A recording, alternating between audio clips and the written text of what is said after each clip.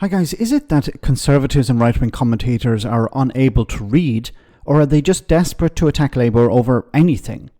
Before the general election, Keir Starmer and Rachel Reeves were asked if they would increase taxes to fund public services, and both said on many occasions, along with Labour candidates, that they would not increase them on working people. They were also asked specifically about national insurance, and again they said they wouldn't increase it for working people.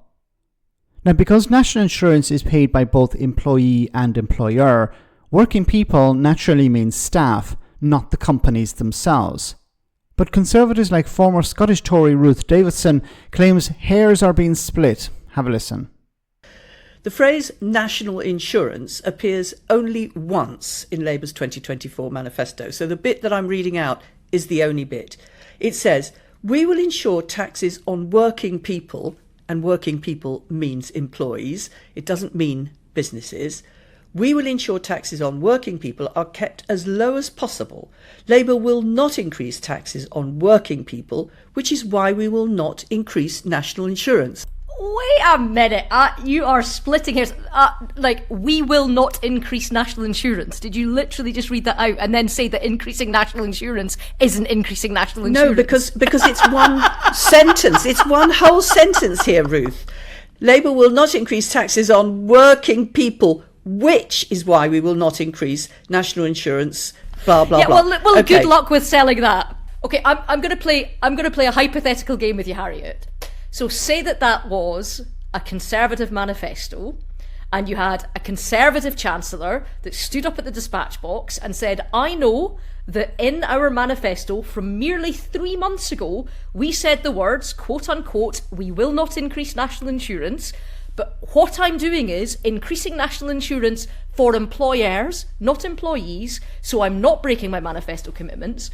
As a Labour person, would you A, believe them, B, shout at them and tell them that they were a liar, or C, run off and make sure that your press officers pounded them day after day after day in the press that because they raised national insurance when the words in their manifesto of merely 112 days ago was, 'we will not raise national insurance'? Because you are splitting hairs. Not at all. I would D, in the election campaign, I would be saying, I have seen this sentence, where is employers' national insurance commitment on this? Are you going to rule out increasing national insurance contributions for employers? And when they wouldn't rule it out, then we would know. Okay, so the Tory is trying to suggest, would you be as dishonest as we are being dishonest if the shoe was on the other foot? Now, the problem with all of this is that Ruth Davidson is not actually discussing the issue at hand, national insurance itself. She's talking about manifesto pledges and talking about lying and talk about politics. You know, this is less important than actually, is it a good idea to increase national insurance? Because national insurance increases on companies, not employees, could be a problem because it's an extra cost for businesses. Now, some businesses have responded by saying, oh, this is going to mean that we're not going to employ people, or we're going to have to let people go because it's going to become too expensive to hold on to staff.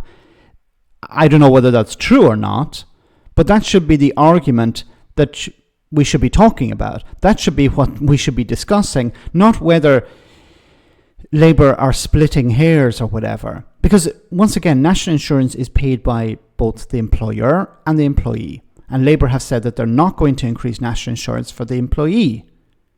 Now, did they specifically come out and say we're going to increase it for the employer? No. But, you know, this was a bit of politicking. They didn't say we're going to increase taxes for businesses.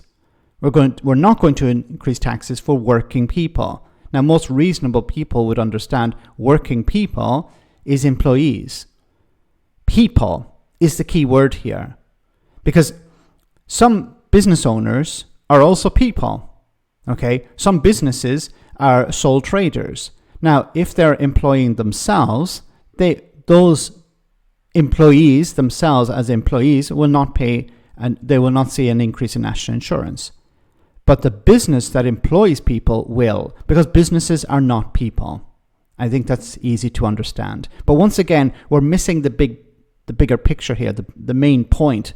The main point is it a good idea to increase national insurance? Because it will bring in some revenue for the Treasury, but will it actually result in fewer people being employed? Because that is a real issue. That is a real problem. Let me know in the comment section, guys, what you think. As always, your comments are greatly appreciated. Thanks a lot.